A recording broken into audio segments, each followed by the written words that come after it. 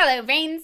I forgot to pay my health insurance bill, so I couldn't get my meds this month. Yes, I could have paid the hundreds of dollars out of pocket, but that's a lot of money. And besides, it's just a couple of weeks. No big deal. I can do this. I'm how to ADHD. Okay, so 2 weeks without medication means more coping strategies. Luckily, I know a few.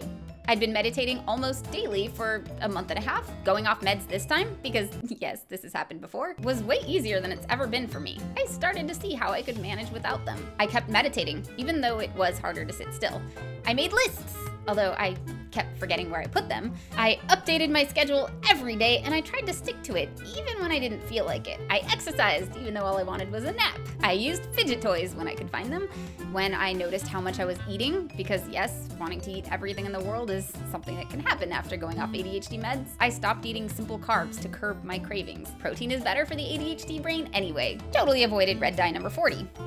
Just in case. And they helped. They cured my ADHD. No, I'm totally joking. Everything was still harder. And writing, organizing my thoughts, nearly impossible. I missed that feeling when the meds begin to take effect, when to-do lists don't seem so daunting, and focusing suddenly becomes easier, like putting on glasses and realizing you can see without squinting. I missed wanting to do something and being able to sit down and do it, because I couldn't.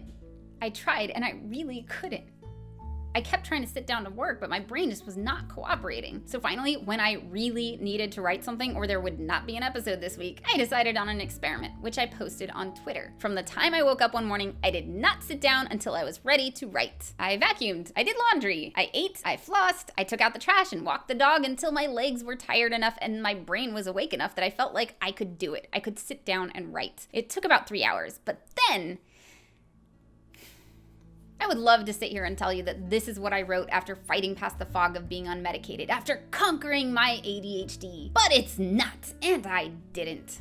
I did write it that day, but only after trying to write a different episode, never finding my usual flow, getting frustrated at not being able to make sense of the jumble of thoughts on the page in front of me, and getting distracted by everything, and then remembering I had a backup stash of medication and taking a pill. I took a pill, and it worked, and I started to write. And I felt so ashamed about it. I didn't want to admit to myself or to anyone else that I couldn't do this without my meds, which is why I decided to make a video about it and admit it to as many people as possible.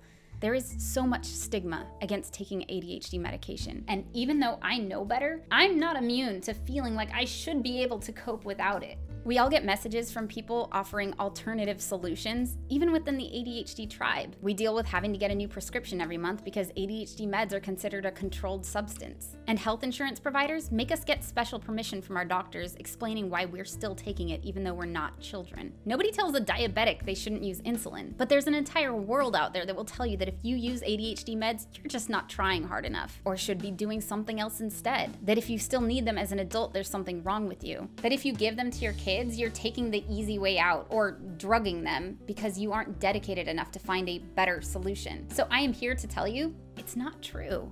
Medication isn't the whole solution, but if you have ADHD, there is nothing wrong with taking the medication your doctor prescribes to correct the neurotransmitter deficit in your brain. There is nothing wrong with providing the most effective ADHD treatment available to your kids. And there's nothing wrong with choosing not to take it either. Everyone is impacted by ADHD differently, so there is no one-size-fits-all solution, and anybody who tells you there is trying to sell you something. Let's not judge ourselves or anyone else for their decisions about treatment. If you choose not to take ADHD medication, don't make those who do feel bad about it. If you do take it, don't judge those who are looking for another way. And while we're at it, if you're successfully managing your ADHD, don't criticize someone who's still trying to figure it out. And if you're the one who's still struggling, don't be hard on yourself for not doing as well as somebody else is. We get enough judgment from the rest of the world without judging each other or ourselves. We're all in this together. We're all part of the same tribe. So remember, ADHD is on a spectrum. The severity varies from person to person and also depends on environment and a ton of other factors. So it's totally possible that you do know someone whose ADHD was manageable with diet and exercise alone. And that person might even be you. But that doesn't mean it's enough for someone else. And it doesn't mean they haven't tried. Believe me, I have. That's it for this week. Please share this video. It's rare that we ADHDers get to hear that it's okay that we need treatment because honestly, negativity is what goes viral. But sometimes we need the reminder. I know I did. If you like this episode, subscribe. And if you love this episode and want to help me make more, consider donating to my Patreon page, like these brains did. Thank you to all my Patreon brains for your support. I really couldn't do this without you, especially when I run out of meds. I'll see you next week. Bye, brains. Question time. Tyler Woody asks, what are the alternative forms of medication? Stimulant medication, which is what I take, is the most common and effective treatment for ADHD, but there are non-stimulant options available, and I've tried those too. I'll do a full episode in the next couple of months covering the different ADHD medications and what the process of trying to find the right treatment is like. In the meantime, I've included links to more information in the description below. Hope it helps.